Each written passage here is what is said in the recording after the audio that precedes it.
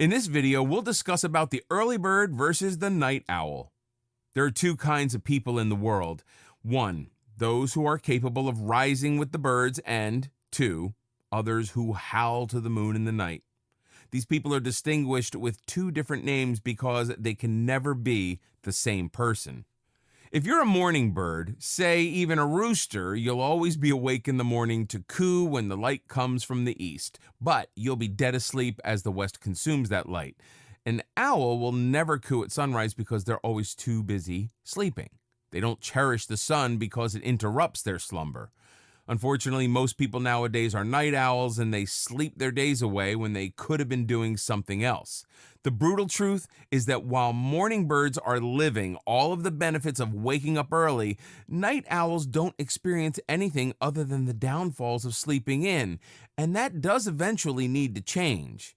Another issue is that once you've chosen a side, it's hard to convert to the other side. Seeing an early bird rise will annoy the owl as it tucks its feathers tightly over its beak. When the early bird watches the owl sway hypnotically in their sleep, they'll always feel frustration and angst towards the owl since they'll never be awake in the morning with everyone else. Once in a while, a balance can break between the two, where the afternoon becomes the overlapping hour, but time after that is simply too different to acquaint with. In the end, the truth is told that humans aren't owls. We can't be nocturnal creatures because that's not how we were made to be. To live a healthy life, we need to thrive off of the sun and communicate with other people on a daily basis. So naturally, there's something that has to be done for all those grumpy night owls. Downfalls of waking up late. To encourage you even more to wake up early, here are some important reasons you shouldn't be sleeping in. Primarily, there is the issue of fatigue. This can drag throughout your day, making it seem longer and more tiring than it really is. Staying up late for too long can make you dizzy and relatively lightheaded. Fatigue is not something you'll notice all at once, but it steadily builds up until you've reached points where even going to relieve yourself may seem too lengthy and tiring of a task. Another issue experienced with late sleepers is their exposure to developing illnesses. Though sleeping in late has never been the cause of any sicknesses, it has been found to aid in its development and gives out a feeling of overall malaise.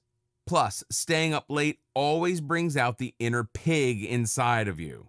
When you stay up late, you crave for heavy junk food for snacking.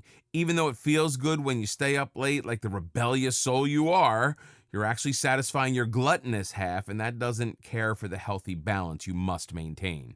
So before you grab for that bag of chips to binge watch an entire season of your favorite show, remember what you're going to end up with. Another aspect to this issue is that sleeping right after eating isn't good for you at all. Instead of letting your food digest, you're forcing it to sit idle in your stomach, which can create gastral issues throughout the night. Your sleep is actually your body's natural time when your immune system is strongest.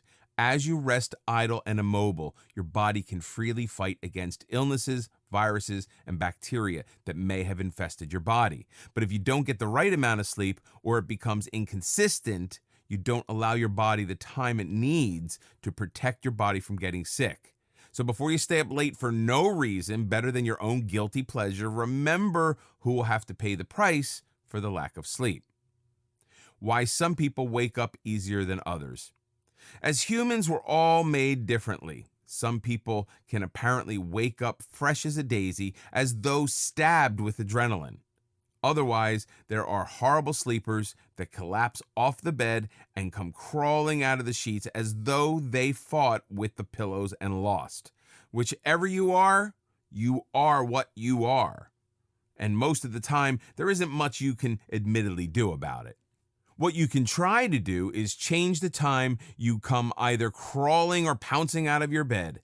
Some people fail to sleep on time, get enough of it, or just resort to a more lethargic life than others, which makes them less energetic than most. Whichever it is, if it's affecting your mornings, you might want to change your ways. Sometimes on days when you work more, perhaps exercise or do heavy lifting and muscle work, your body requests more rest than usual. If this builds up faster than your metabolism can handle, you'll probably develop longer sleeping periods than others. Too many things affect the way you sleep. The positions you sleep in are an important factor. If you move around, you'll probably wake up more than someone who sleeps in one position. If you move, you might even topple off once in a while. How you slept as a child also creates a more variable sleep habit. If you were raised in the busy city, you'll probably enjoy the noise of the nighttime city crowd.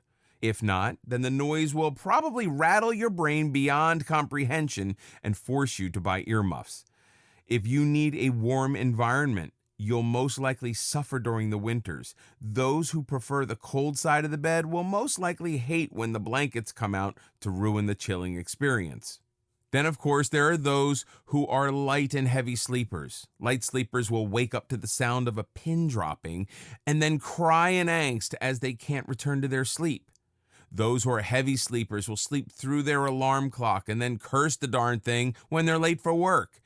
It's all extremely variable, and there is no solid answer to why we all sleep differently.